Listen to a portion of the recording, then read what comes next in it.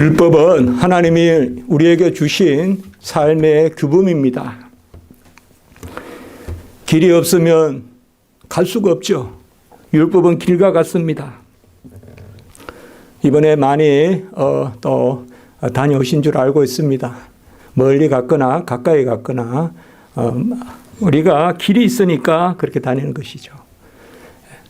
차가 다니는 길은 차도고 우리 인생이 살아야 될 길은 바로 천성을 향해 가야 되고 또 그리스도의 품에 안겨야 되고 하나님을 경배하고 경외해야 되는데 그 방법을 알려주는 것이 바로 율법입니다. 우리 교회는 매주 예배 때마다 십계명을 같이 읽습니다. 그래서 참 귀한 것입니다.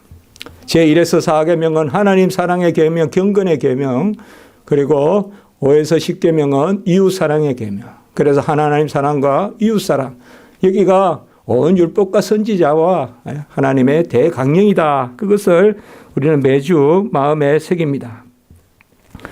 율법을 자세히 보면 하나님의 어떠하심이 보입니다. 율법이 거룩하라 하면 거룩하신 하나님이 보이고, 율법을 통하여 사랑하라 그러면 사랑이신 하나님이 보이고, 율법을 통하여 후히 구워주고 그것을 베풀라라고 하면 바로 부요하신 하나님이 보입니다. 율법은 우리를 억누르거나 힘들게 하거나 우리를 절망케 하기 위해서 있는 것이 아닙니다. 여러분, 법이 없으면 절망합니다. 길을 모르면 절망합니다. 길을 알면 힘은 들어도 절망하지는 않습니다. 길을 모르면 헤매고 길을 모르면 힘든 것입니다. 여러분, 애쓰는 것과 절망하는 것은 다릅니다. 바로 율법은 우리가 수고하되 하나님의 은혜 가운데 울며 씨를 뿌리고 눈물로 씨를 뿌리고 기쁨으로 단을 거두는 그 길을 율법은 우리에게 알려주십니다. 율법을 보면 하나님의 어떠하심이 보이고 율법을 보면 그 하나님의 어떠하심을 닮아야 되는 그 하나님의 뜻이 보입니다. 그래서 율법을 달콤한 것이요 또 귀한 것이요 그렇게 시편 19편에서는 고백하고 있습니다. 그런데 이 율법에는 항상 이렇게 명령이 있고 약속이 있습니다. 항상 하나님은 명령하시면 약속을 함께 두십니다. 왜요? 하나님이 명령하시니까 하나님의 명령은 약속 없이 우리가 지킬 수가 없습니다. 사람의 명령은 사람의 수준에서 지키면 되지만 하나님의 명령은 하나님의 은혜가 아니고서야 지킬 수가 없습니다.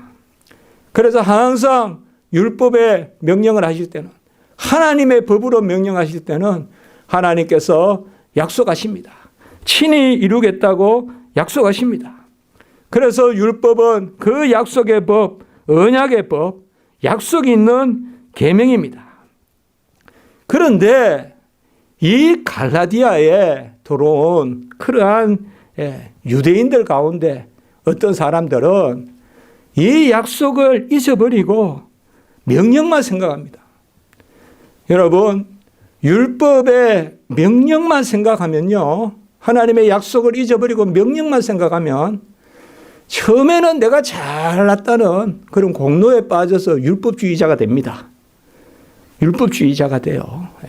그래서 아주 고상해 보이고 아주 잘나 보여. 그런데 계속 하나님의 법을 지키려고 하면 안 되잖아요. 그러면 결국은 나중에 뭐냐? 율법 폐지론자가 돼요.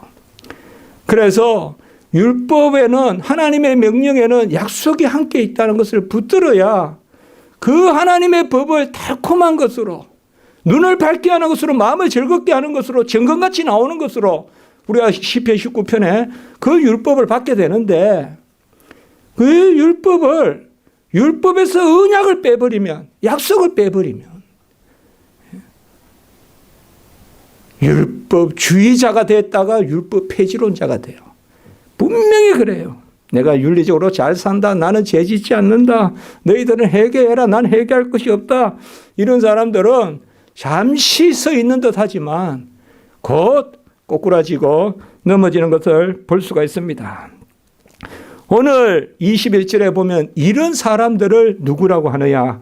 율법 아래에 있고자 하는 자들이라고 이렇게 말하고 있습니다. 율법 아래에 있고자 하는 자는 우리도 율법을 버리면 안 됩니다. 그러나 우리는 율법과 함께 약속을 붙들어야 되는데 오늘 여기에 율법 아래에 있고자 하는 자들은 언약은 저버리고 율법만 붙들고 있는, 그래서 율법 아래에, 율법 아래에, 우리 헬라어로 히포노몬 이렇게 하는데 under the law, 율법 아래에 있고자 하는 자들, 하나님 아래가 아니라 율법 아래에 있고자 하는 자들, 하나님의 약속은 저버리고, 그래서 내가 율법을 잘 지킨다, 이 사람도 율법 아래에 있는 사람이고 나 율법 못 지키겠어, 이런 것도 율법 아래에 있는 사람입니다. 이 사람들에 대해서 말하고 있습니다.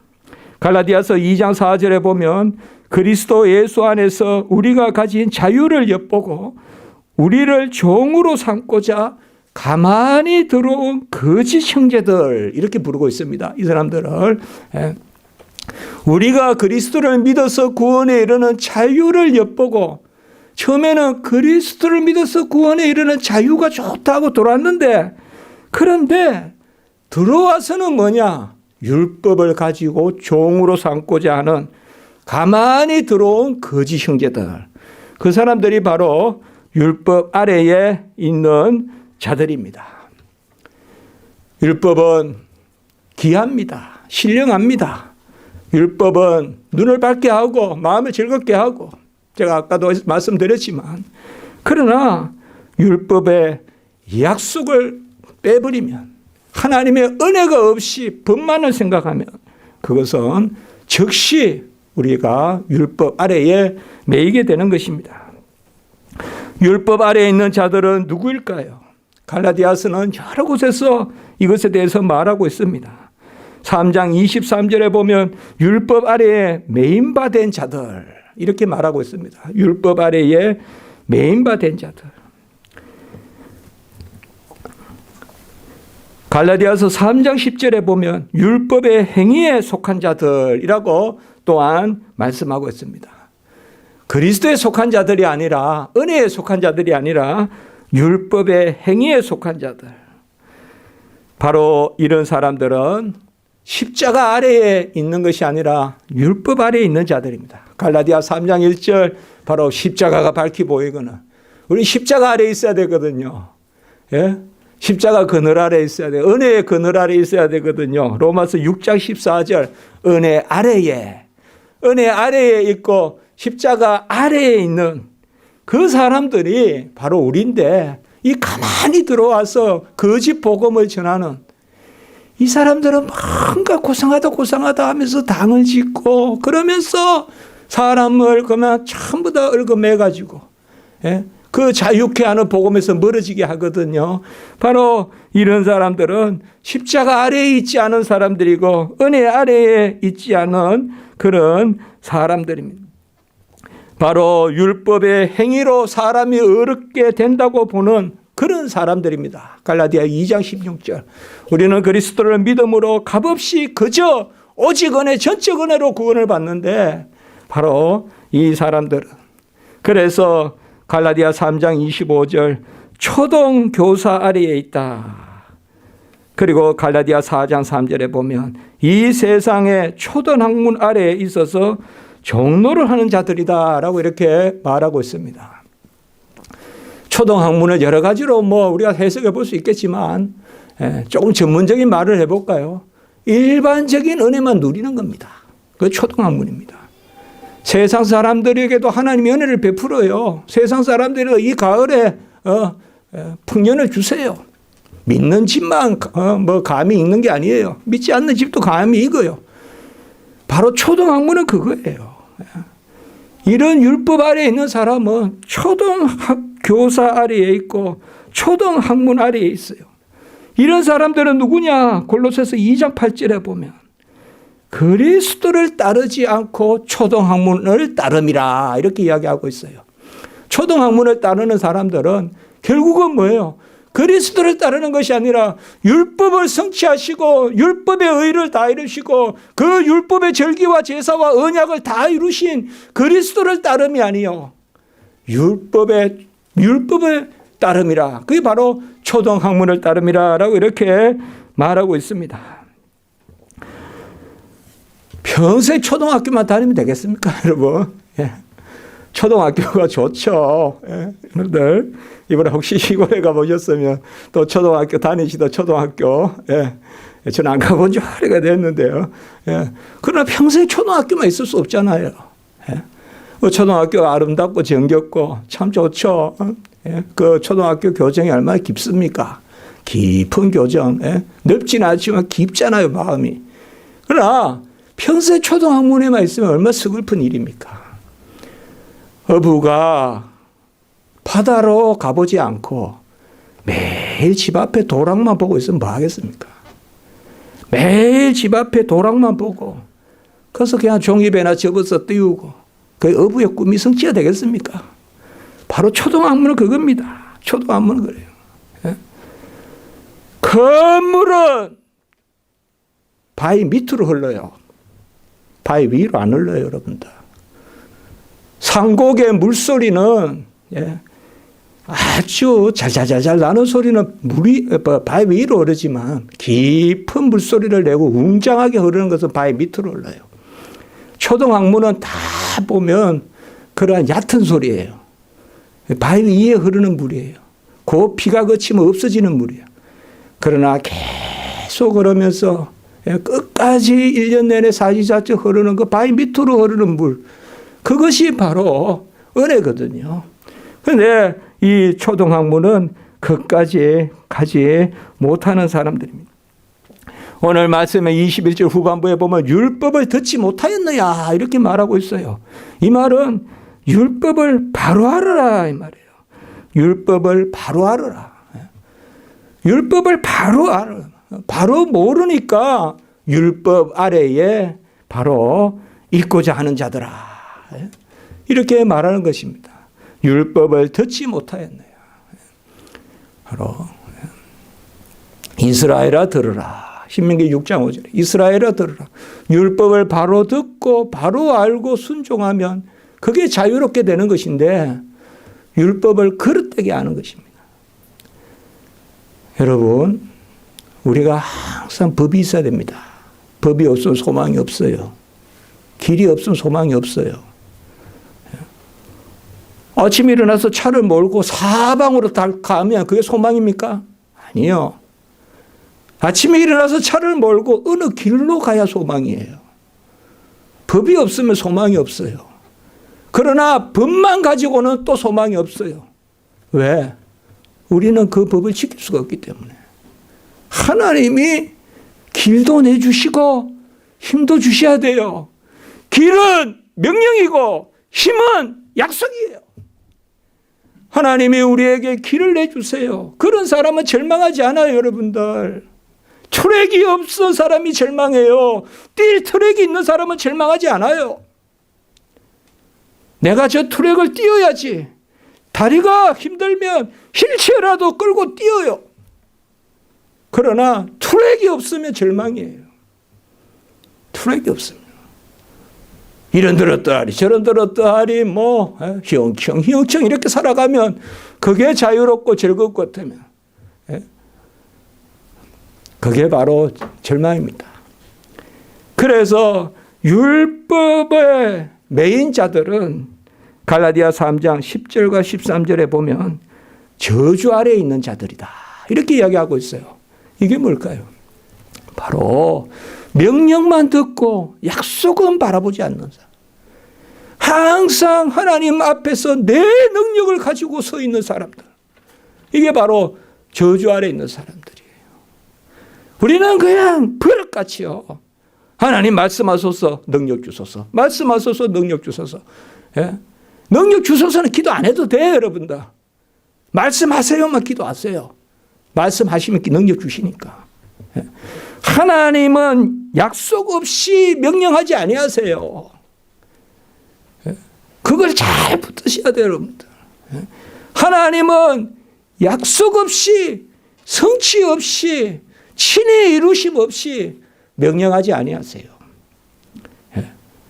하나님의 약속을 바라보지 않고 명령만 붙들고 내가 할 수 있니? 하나님, 이제 제가 좀 준비가 됐어요. 제가 1년 동안 어떻게 잘 한번 살아봤어요. 이제 하나님 일 한번 해볼게요. 안 돼요, 여러분. 안 됩니다. 하나님이 그렇게 하는 게 아닙니다. 하나님은 그렇게 하는 게 아니에요. 비도덕적으로 하는 것은 아니지만 내 도덕으로 하는 게 아닙니다. 하나님의 일은. 하나님의 일은 거듭난 것으로 합니다. 타고난 것으로도 안 하고 내가 성취한 것으로도 못하고 거듭난 것으로만 하나님이 할 수 있습니다. 거듭난 것으로만 하나님 일을 할 수가 있어요. 율법 아래에 있는 자들은 저주 아래에 있는 자들입니다. 저주가 뭡니까? 바로 하나님을 떠나는 것입니다. 하나님의 약속을 떠나는 것이요. 하나님, 살아계신 하나님의 그 전능자의 팔을 떠나는 것입니다. 그 전능자의 장중에 있어야 되는데 그것을 떠나는 것이 바로 저주입니다. 하나님은 사랑의 하나님이십니다. 하나님은 우리를 끝까지 사랑하십니다. 하나님은 우리를 먼저 사랑하십니다. 하나님은 창세전에 우리를 짓기 전부터 작정하시고 그리스도 안에서 우리를 선택하셔서 사랑하십니다. 그 하나님을 떠나는 것이 저주죠. 하나님은 영이십니다. 하나님은 스스로 계시십니다. 하나님은 계시지 않는 곳이 없습니다. 하나님은 영이심으로 영의 예배를 받으십니다. 하나님은 우리와 함께 하시고 우리를 온전케 하시고 우리의 모든 것을 주장하여 주십니다. 아무것도 없다 할 때 만유의 하나님이 계십니다. 어디에도 없다 할 때 만유의 하나님, 전지하신 하나님, 전능하신 하나님, 모든 곳에 계신 편지하신 하나님이 계십니다. 율법은 바로 그런 하나님을 우리가 찾게 하는 길입니다. 하나님은 신실하신 하나님이십니다. 하나님은 아버지의 사랑을 베푸시고 아버지의 돌보심을 베푸시고 아버지의 긍휼을 베푸시고 아버지의 관용을 베푸시고 아버지의 그러한 모든 은혜를 우리에게 베푸십니다. 호의를 베푸십니다. 그래서 부성적 사랑, 부성적 호의, 부성적 자비 혹은 긍휼 그리고 부성적 돌보심. 하나님은 아버지시지 않습니까? 아버지로서의 사랑, 아버지로서의 돌보심, 아버지로서의 호의 좋게 보신다 이거죠. 아버지로서의 긍휼히 여기심, 불쌍히 여기심. 우리를 불쌍히 여기십니다. 여러분. 얼마나 여러분들 위로가 필요합니까?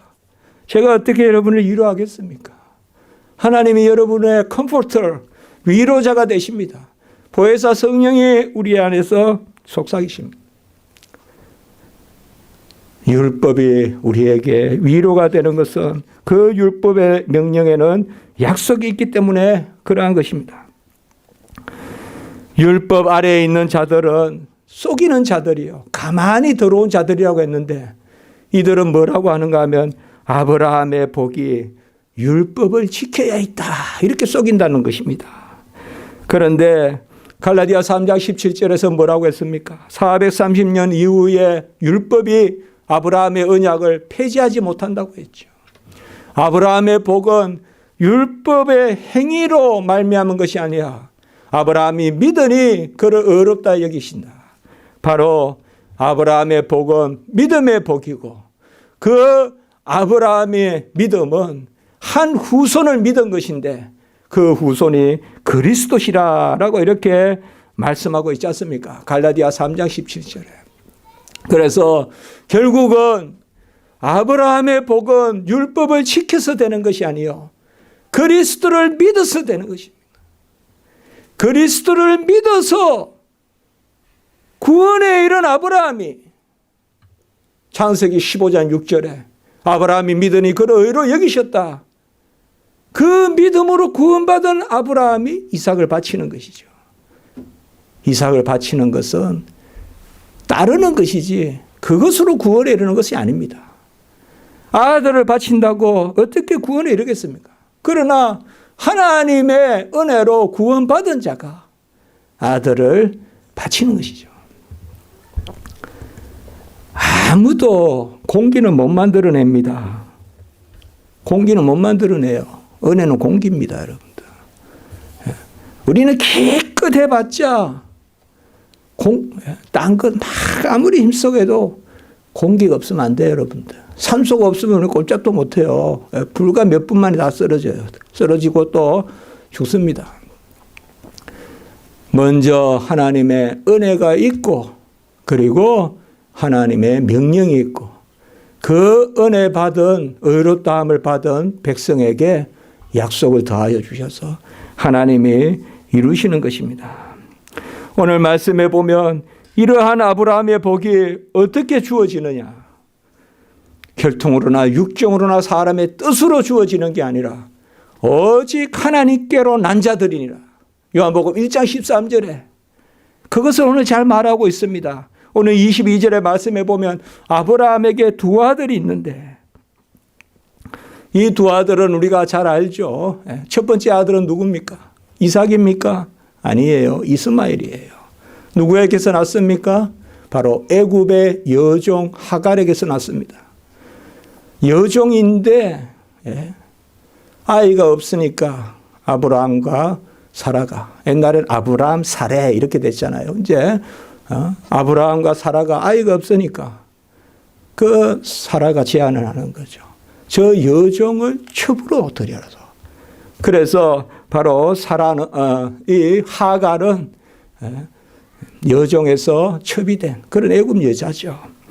이 애굽 여자 하갈에게서 첫 번째 아들이 나죠. 그가 바로 이스마엘이죠. 그리고 두 번째 아들은 누굽니까? 바로 이삭이죠. 이거는 이제 사라에게서 난 이삭이죠. 오늘 22절에 보면 이 두 아들이 있는데 하갈은 여종에게서 났고, 그리고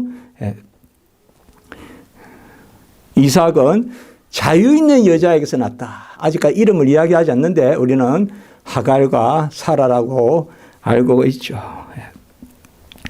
그리고 23절에 보면 여종에게서 난 이 이스마엘은 육체를 따라 났고, 아까 혈통으로나 육정으로나 사람의 뜻이 아니라고 했잖아요. 그런데 이 이스마엘은 혈통으로 육정으로 사람의 뜻으로 났고, 그리고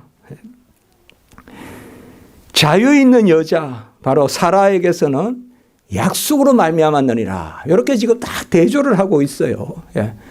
바로 이스마엘은 누구에게서? 여종에게서 났고, 그리고 그 여종에게서 난 이스마엘은 바로 육체를 따라서 났고, 그리고 자유 있는 여자인 사라에게서는 이삭이 나는데 그는 약속으로 말미암아 났다. 육체에 따라서 난 사람과 약속으로 말미암아. 이 약속은 바로 언약이겠죠. 이 약속은 요한복음 1장 13절로 다시 가보면 바로 하나님에게서 난 자겠죠. 창세전에 하나님이 작정하시고 낳은 자소. 그게 바로 이삭이라는 거죠.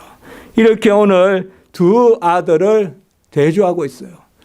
여기에서 바로 두 아들에게 왜 이렇게 두 아들을 내세울까요? 아까도 말씀드렸지만 아브라함의 복이 어떻게 흘러가냐 이 말이에요. 혈통으로 흘러간다 그러면 이스마엘에게 가야죠. 이스마엘이 장자니까. 그러나 혈통으로 육정으로 사람의 뜻으로, 육정이란 말은 사람의 어떤 정서, 그리고 사람의 뜻은 사람이 내가 낳아야 되겠지. 그렇게 낳은 그러한 이스마엘이 아니라 하나님께로 난 이삭에게 아브라함의 복이 간다. 그것을 오늘 말씀해 주고 있습니다. 바로 하갈은 여종입니다. 여종은 헬라로 파이티스케라고 이야기하는데요. 여종은 뭡니까? 시종 드는. 그리고 여종은 뭡니까? 요새는 여종 이런 말 쓰면 안 되죠. 요새는 종이라는 개념이 없습니다. 있으면 안 됩니다. 그럼 법에도 어긋납니다. 우리나라 법으로 종이라는 제도가 인정이 안 됩니다. 그러나 이 당시에 여종은 소유입니다. 소유. 존재가 아닙니다. 여종은 소유입니다. 그리고 여종은 그 몸이 주인에게 맡겨져 있어요. 그래서 주인이 부부가 서로 사라가 아브라함에게 우리 아들이 없으니까 여종을 통해서 아들을 가집시다. 그래서 사라가 이야기했단 말이에요. 그 여종이 안 됩니다. 이렇게 할 수가 없는 거예요. 그러니까 여종은 바로 사람에 속한 사람이에요. 사람의 처분에 속한 사람이에요. 제가 가만히 창세기를 다시 읽어봤어요. 네. 하갈은 누구냐 하면 존재로 사는 게 아니라 소유로 사는 사람이에요. 그 종이에요. 소유예요, 소유. 네. 소유에 필요하면 부르고 필요하면 쓰고 이게 도구지 뭐예요. 네. 여종이에요. 네. 그리고 뭐예요? 그 주인이 뭐예요? 사람이에요. 바로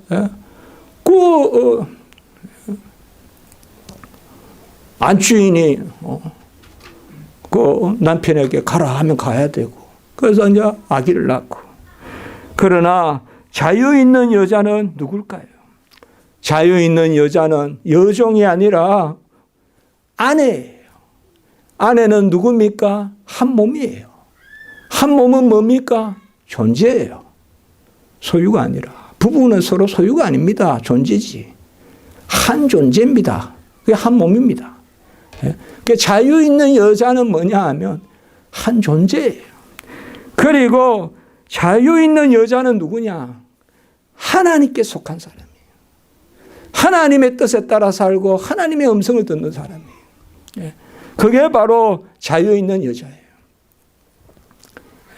여종에게서 난 자는 사람에게 속한 사람에게서 난 자요. 바로 존재로 사는 것이 아니라 소유로 사는. 하나님 앞에서 자녀로 사는 것이 아니라 기껏해야 이 땅에서 물건같이 사는 거예요. 하나님은 그렇게 보는 거예요. 그래서 살아있으나 죽은 것으로 보는 거예요. 사람이 아니라 그냥 물체같이 보는 거예요. 그것에서 난 자녀. 그게 바로 이스마엘이에요. 그러나 자유 있는 여자는 누구냐? 바로 아내다 이 말이에요. 한 몸 됐다 이 말이에요. 아브라함 믿음이 그를 의로 여기시고 그리고 그 아내가 하나가 됐고 그리고 바로 하나님을 주인으로 삼는 하나님이 가라 하면 가고 하나님이 서라 하면 서고 하나님이 낳으라면 낳고 하나님이 뜻에서 가. 그 자유 있는 여자에게서 났다는 것입니다. 여종에게서 난 자는 육체를 따라 났다라고 오늘 23절에 말씀하고 있습니다.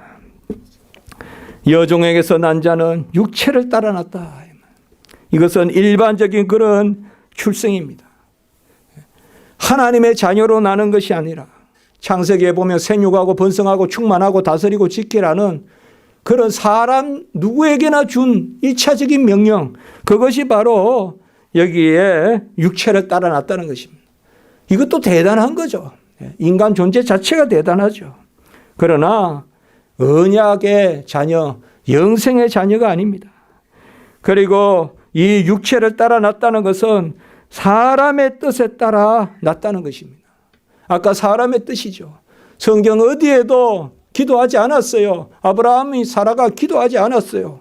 아기가 없으니까 자기들끼리 생각해서 뭐예요? 저기 여종을 통해서 아기를 갖으면 어떻겠네요? 사람의 뜻이죠. 혈통으로나 육정으로나 사람의 뜻으로. 이게 바로 뭐예요? 이게 혈통으로나 육정으로나 사람의 뜻이에요. 우리에게 아이가 없으니까 사라가 그냥 제안을 해서, 그땐 사례죠. 제안을 해서, 저 여종을 통해서 낳으면 어떠냐? 사람의 뜻을 따라 난 것이에요. 여종을 첩으로 두어서 난 것이다. 이 말이에요.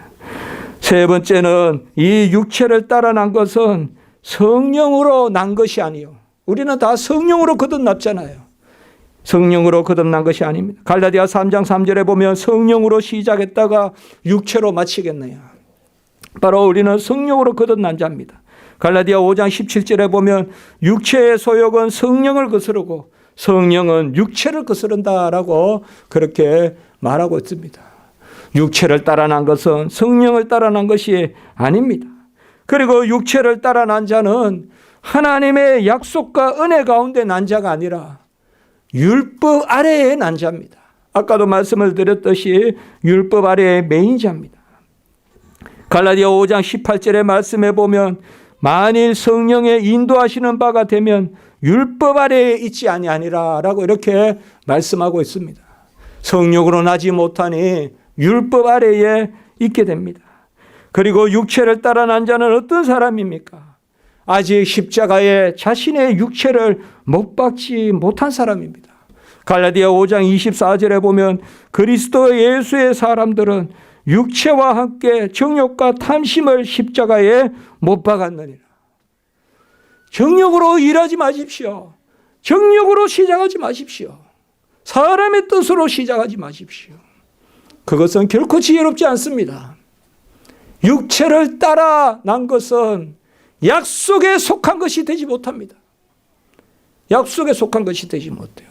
내가 좋다라고 가자 하면서 나서는 소활당, 지난 주도 소활당 말씀드렸지만 롯은 눈에 보기 좋은 소활당으로 갔습니다. 그러나 그곳은 알다시피 영곡이 되었습니다. 사해가 되었습니다. 소돔과 고모라 땅이 되고 말았습니다. 바로 정욕과 탐심을 십자가에 못 박아야 돼요. 정욕과 탐심을 십자가에 못 박아야 됩니다. 바짝 눌렀을 때 시작하십시오. 툭툭 튀어나올 때 시작하지 말고 바짝 눌렀을 때 시작하십시오. 생명은 바짝 가라앉았을 때 태동합니다. 불쑥불쑥 무슨 말뚝 튀어나오고 가시 튀어나온다고 일이 되는 게 아닙니다. 생산을 하려면 먼저 죽어야 돼요. 죽은 듯 반불한 사라의 몸에서 정욕으로 되는 게 아니에요. 그러나 육체를 따라 난 것은 바로 정욕. 어쨌든 내 뜻대로 내 생각대로 해보려고 하는 거 안 됩니다, 여러분들. 그리고 어쨌든 내 뜻대로 내 생각대로 하다가 안 되면 절망하고 내 뜻대로 내 생각대로 하다가 안 되면 막 홧김에 남한테 화내고 그게 지나치면 막 분노를 표출하고 요새 그런 뉴스가 얼마나 많습니까? 그냥 불특정하게 막 사람을 해치고 얼마나 많습니까 이게. 지금 이 시대 기운입니다. 이게 시대 분위기입니다. 이게 지금. 이런 것들이 다 뭐예요? 육체를 따라서 하기 때문에 그래요. 성령을 따라서 사는 것이 아니라 육체를 따라서 하는 거예요. 그냥 육체가 즐거우면 그냥 가고 또 돈은 좀 있으니까 가서 그냥 쓰고 그러면 그냥 그렇게 자꾸 살아가는 거예요. 이 세태가 그렇다 이 말이에요. 무엇보다 육체를 따라 이것은 중심을 하나님께 두는 것이 아니라 나에게 두는 것입니다. 여러분, 중심을 나에게 두면 절망입니다. 중심을 나에게 주면 안 됩니다, 여러분. 내가 잘한다고도 하지 말고 못한다고도 하지 마세요. 잘한다고도 하지 말고 못한다고도 하지 마세요. 잘한다고 안 하는 거, 그거보다 못한다고 안 하는 거, 이것도 더 중요합니다, 여러분.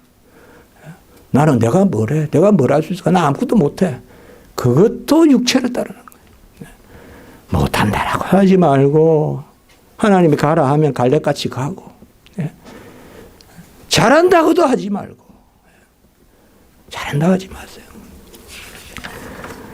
바로 우리는 약속으로 말미암았느니라. 23절에 사실 우리가 보면요 23절에 육체를 따라 이것은 육체가 끌고 가는 거예요.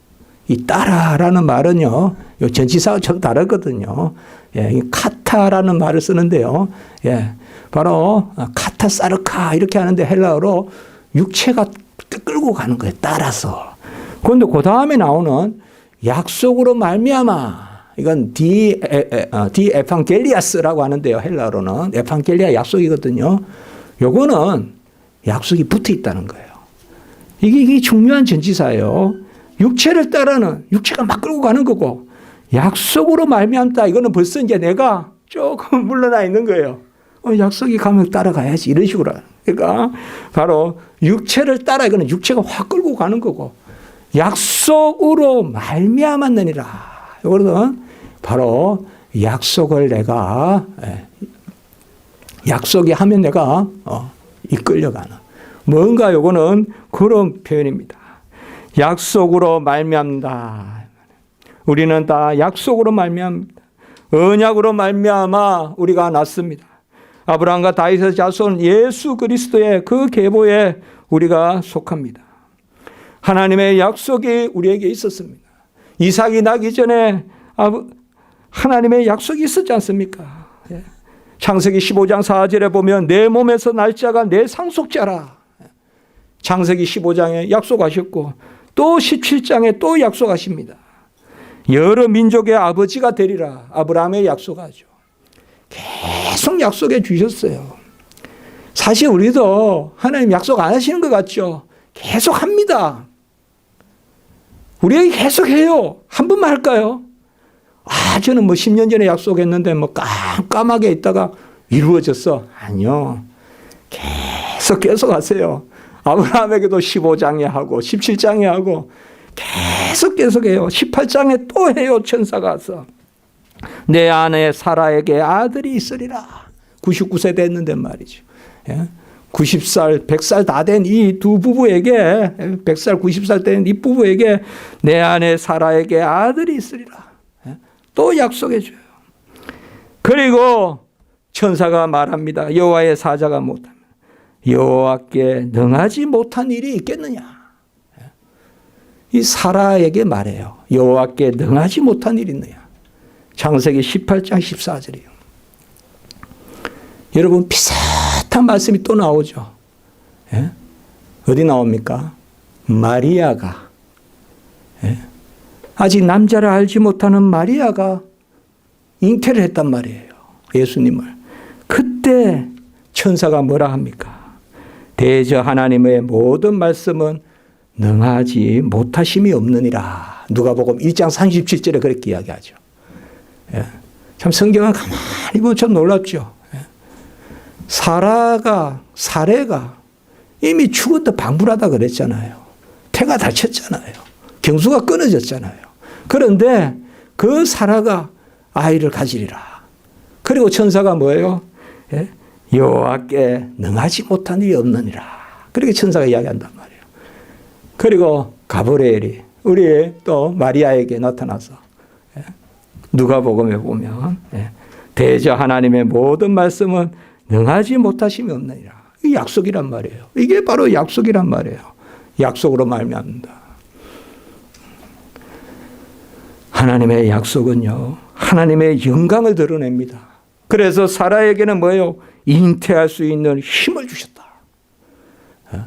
저는 이 성경 구절에 아주 힘이 있잖아요. 잉태할 수 있는 힘을 주셨다. 히브리서 11장 11절. 잉태할 수 있는 힘을 주셨다. 그리고 이 약속으로 말미암은 자녀는 믿음의 후손이에요. 여러분, 우리가 아브라함이 믿음이 있다, 사라가 믿음이, 사라가 비웃었다, 여러 가지 있지만 성경은 바로 보세요. 이 아브라함과 사라는 믿음의 부부였어요. 로마서 4장 8절에 보면 아브라함이 바랄 수 없는 중에 바라고 믿었으니 이렇게 나와요. 아브라함이 바랄 수 없는 중에 바라고 믿었으니. 이 최고 큰 믿음이죠. 도무지 조건이 안 되는데 믿는 거죠. 우리 십자가 지기 성도님들 못한단 말 절대 하지 마세요.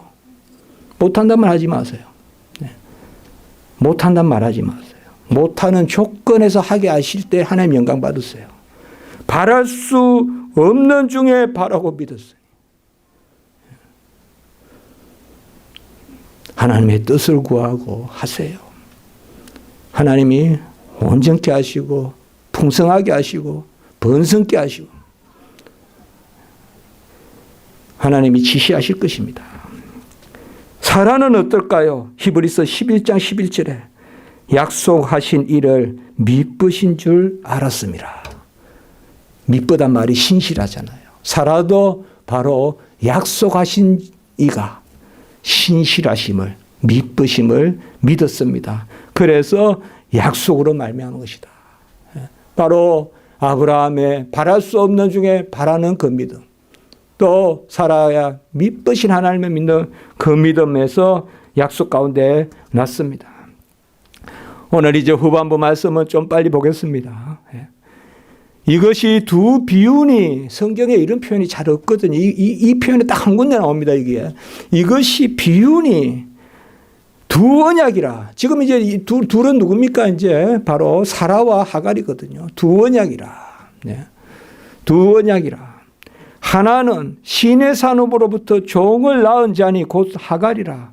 이 하갈은 아라비아에 있는 신의 산으로서 지금 있는 예루살렘과 같은 곳이니 그가 그 자녀들과 더불어 종 노릇하고. 이 24절, 25절은 막 해석이 많습니다. 해석이 많은데요. 딱 정리하면 이렇습니다. 바로 신의 산으로부터 종을, 신의 산이 바로 어디죠? 신의 산은 오늘날도 사우디아라비아 그 위에 있어요. 그러니까 여기에 보면 아라비아에 있는 신의 산 맞아요, 이게. 예? 아라비아의 북쪽에 있는 게 사우디아라비아 그 사막의 북쪽에 신의 산이 있어요. 예. 시나이 반도라고 있지 않습니까? 요새로 이렇게 된 거. 그 신의 산이 거기 있어요. 이거는 바로 뭐예요? 율법이죠. 율법. 예. 율법. 결국은 우리 아까 1절로 다시 돌아가죠. 율법 아래에 있는 자녀들이라 이 말이에요. 율법 아래에 있는 자녀들. 그런데 25절 후반부에 보면 지금 있는 예루살렘과 같은 곳이니 이 말을 우리가 잘 해석해야 됩니다. 이건 뭔가 하면 지금 예루살렘에서 유대인들이 잘못 믿고 있다 이 말이에요. 지금. 유대인들이 그들의 율법주의에 빠져 있다 이 말이에요. 그리고 그렇게 우리가 이해하시면 돼요. 이것은 바로 하갈의 자녀들이고, 그리고 26절에 오직 위에 있는 예루살렘은 바로 뭘까요? 하늘의 예루살렘이죠. 히브리서 12장 22절에 보면 하늘의 예루살렘. 이 땅의 예루살렘은 지금 율법 아래에 찌달려 있어요. 지금 이스라엘이 그래요, 여러분들. 지금 이스라엘에 흠모하지 마세요. 지금 이스라엘에 보면 온갖 전통, 그게 탈무드고, 그게 미신하고, 예? 뭐 경문을 차고 뭐 이렇게 하고 전부 다 그거 뭐예요? 아주 율법 아래에 있는 자들이에요. 예? 율법 아래에 있는 자들이에요. 그들은 지상의 예루살렘이에요, 지금. 우리는 뭐예요? 26절에. 오직 위에 있는 예루살렘. 이것은 바로 우리의 본향이죠. 예? 히브리서 11장 14절 16절에 보면 하나님이 계획하시고 지으실 터가 있는 성이다. 히브리서 11장 10절. 하나님이 계획하시고 지으실 터가 있는 성. 히브리서 11장 14절에서 16절에 보면 본향이다. 그리고 22절에 보면 하늘의 예루살렘이다. 히브리서 13장 14절에 보면 영구한 도성이다. 히브리서는 뭡니까? 바울이 히브리인들에게 쓴 거잖아요. 히브리인들은 예루살렘이 좋다고 하거든요. 그러나 히브리인들에게 쓴 거기에서 뭐예요? 유일한 구원주는 예수 그리스도고 우리의 본향은 하나님의 계획하시고 지으실 터가 있는 성은 우리의 하늘 예루살렘은 우리의 영구한 도성은 바로 위에 있는 계시록에 가면 새하늘과 새 땅. 새하늘과 새 땅. 우리가 지난주에 여러분들 빌라델비아 교회 이야기했죠. 열린 문, 인내의 말씀을 지켰습니다. 그 빌라델비아 교회의 계시록 3장 12절에 보면 하나님이 약속을 해요. 새 예루살렘의 이름과 나의 새 이름을 새긴다. 우리 교회는 바로 지상의 새 예루살렘이에요. 아멘. 지상의 새 예루살렘이에요. 열린 문, 인내의 말씀. 빌라델비아 교회가 칭찬받잖아요. 그것을 바로 자유자다. 그게 살아야게 난 자다라고 이렇게 말하고 있습니다. 여러분 돈 모아서 저기 시내산 갈 생각하지 마시고 새하늘과 새 땅을 바라보세요. 천성을 향하여 가는 성도들아, 앞길의 장애를 두려워 말라. 찬송하잖아요, 우리. 새하늘과 새 땅을 봐세요. 터가 굽고 아름답다. 아까 나왔잖아요. 하나님이 계획하시고 우리의 본향은 천성에 있습니다. 가보기는 하시되 영적인 본향이 우리가 비행기 타고 가는 그 시내 가산이 되면 안 돼요. 저도 거기 올라가 봤습니다만. 거기서 새벽부터 기도했습니다. 올라가서. 바람이 얼마나 세게 부는지 정말 바위 붙들고 기도해야 돼요. 거기 기도해 봤어요. 그러나 그곳이 나의 위로터가 아니에요. 정말 여기서 기도하며 살면 좋겠다 생각은 해 봤습니다만, 그건 이곳이 좋사오니 하는 것이 아니죠. 우리는 항상 가보기는 하시되, 예루살렘 가보기는 하시되, 예? 자, 우리가 비행기 타고 가보기는 하시되, 우리가 진짜 노잣돈을 마련할 것은 천승에 가는 티켓이죠. 예? 하늘로 가는 노잣돈을 마련해야죠. 그렇죠. 이제 오늘 말씀을 마치겠습니다. 네. 제가 이 말씀을 제가 주요하게 설교문에 작성했는데, 시간이 지났지만 짤막하게만 이야기하고 마치겠습니다. 26절에 보면, 오직 위에 있는 예루살렘은 자유자니, 곧 우리 어머니라. 이건 다 이제 비유로 말했다는 거예요. 그러나 우리가 의미는 절대 어렵지 않죠. 바로 우리는 자유자다. 저는 이렇게 한번 생각해 봤습니다. 자유가 뭡니까? 우리 성도 여러분. 1차적으로 자유는 뭔가 벗어버리는 거잖아요. 그러나 성경에서 말하는 자유는 벗어버리는 것이 아닙니다. 오히려 입는 것입니다. 세상에서는 육체를 벗어버리면 자유롭다. 그래서 무슨 해탈한다. 이렇게 하지만 우리는 뭐예요? 벗어버리는 것이 아니라 다시 입으려 함이야. 그 부활이잖아요. 예? 우리 기독교는요, 뭔가 이렇게 없애는 게 아니에요. 창조예요. 뭔가 하는 거예요. 뭔가 가는 거예요. 뭔가 부유하게 붙이는 거예요. 매일 뭐 이거 아니고 저거 아니고 뭐 이렇게 해서 뭐 어디 구석에서 그거 아니에요, 우리는. 기독교는 그게 아니에요, 여러분들. 자유는 뭐냐? 제가 5가지로 써봤어요. 금방 해볼게요. 자유는 영생을 얻으면 죽음으로부터 자유로워요. 얻는 게 자유다 이 말이에요. 영생을 얻는 자는 죽는 것도 복되다. 영생이 없으면 한평생 매여 죽음의 종로로 돼요. 히브리서 2장 15절에 한평생 죽음에 매여 종로로 타는. 내가 언제 죽지? 몇 년이나 살까? 맨날 이렇게 그냥 죽음의 종로로 돼요, 평소에. 이거는 뭐예요? 바로 얽매여 있는 거예요. 첫째, 영생을 얻으면 죽음으로부터 자유롭다. 둘째, 빛을 얻으면 어둠으로부터 자유롭다. 어둠의 권세가 빛을 이기지 못한다. 이제는 너희가 빛이라. 에베소 5장 8절. 빛의 갑옷을 입어라. 로마서 13장 12절. 같이 합니다. 빛을 입으면 어둠으로부터 자유롭고, 영생을 얻으면 죽음으로부터 자유롭고, 영혼을 얻으면 육체로부터 자유롭습니다. 누가복음 21장 19절. 인내로 영혼을 얻으리라. 나 육체를 어떻게 막 금욕하고 그러 하지 마세요. 영혼을 얻으면 없어져요. 빛을 어떻게 물리칠까? 빛과 씨름하지 마세요. 죄송해요. 어둠과 씨름하지 마세요. 빛이 들어오면 없어져요, 그냥. 자연이 없어져요. 자유는 버리는 것이 아니라 취하는 거예요. 하나님 것을 얻는 거예요. 영혼을 얻으면 육체가 없어져요. 네 번째, 하나님과 그리스도를 주로 삼으면 세상의 좋은 노릇 하지 않습니다. 아멘. 하나님과 그리스도를 주로 삼으면 세상의 종노릇 하지 않습니다. 이제는 사나 죽으나 내가 주의 것이다. 로마서 14장 8절. 마지막 5번째, 같이 합니다. 주님의 멍에를 매면 세상의 멍에로부터 자유롭다. 예. 세상의 멍에에서 자유롭고 싶죠. 예? 세상에 짓누르고 있는. 저는 신학교에 있어도 짓누르는 게 많은데 여러분 얼마나 짓누르는 게 많아요. 예? 제가 참 우리 집사님들이 이렇게 말씀 들어보면 힘들겠다. 예? 얼마나 많은 일을 해야 되냐. 저걸 하나 하시려면. 그런 생각을 많이 해요. 얼마나 거추장스러운 일이 많은가. 예? 그러나 그거 버리려고 해서 안 됩니다, 여러분. 그거 못 버립니다. 해야 됩니다.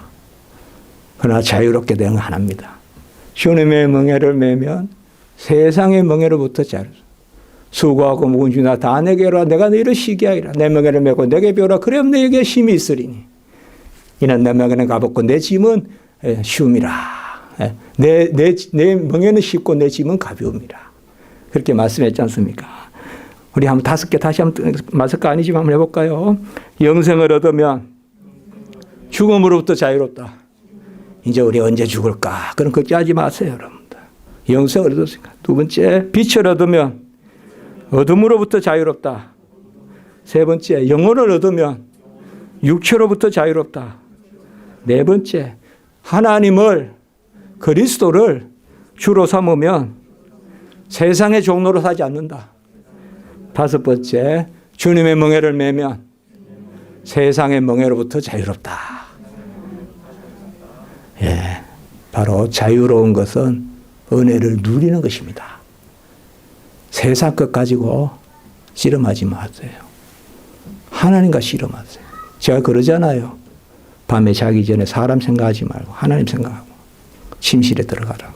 기도드리겠습니다. 거룩하고 자비로우신 하나님 아버지, 혈통으로나 육적으로나 사람의 뜻으로 난 것이 아니요 오직 하나님께로서 나게 하셔서 자유자로 살게 하시고, 그리하여 아버지여 우리가 생명으로 영생으로 모든 죽음을 이기고 주의 멍에를 메고 세상 멍에로 자유롭게 하시는 그 힘을 주시니 감사를 드립니다. 하나님, 오늘 말씀이 우리의 삶 가운데 역사하게 하시고 우리 성도님들 십자가 지기서 한 영혼 하나님 붙들어 주시고 진정한 자유가 있게 하시고 하나님 앞에서 그 자유의 귀한 열매들이 맺힐 수 있도록 인도하여 주시고, 아버지여 코로나19로 어려운 이 모든 주변 형편과 세계 형편을 하나님 살펴주시고 이러한 때에 더욱 하나님의 창조적 권능을 바라보고 나가는 저희들이 되게 해 주시옵소서. 특별히 우리 자녀들 불쌍히 여겨주시고 보듬어 주시고 안아주시며 아버지여 실족지 않게 하시고 우리 자녀들 잘 자라고 하나님 귀한 주의 아버지여 자녀들 성장해 갈 수 있도록 인도해 주시고, 우리 아버지여 성도님들 직장이 어렵습니다. 하나님 아버지여 보호해 주셔서 가장 어려울 때 세민하게 하시고 가장 어려울 때 번성하게 하시는 그 다니엘과 요셉과 이삭의 복들이 우리 성도님들에게 있게 하시고 예수께의 성전의 복이 우리 교회에 임할 수 있도록 여호와께서 거기 계시는 여호와 삼마의 역사가 있게 하여 주시옵소서. 주 예수 그리스도의 이름으로 감사하며 기도드리옵나이다. 아멘.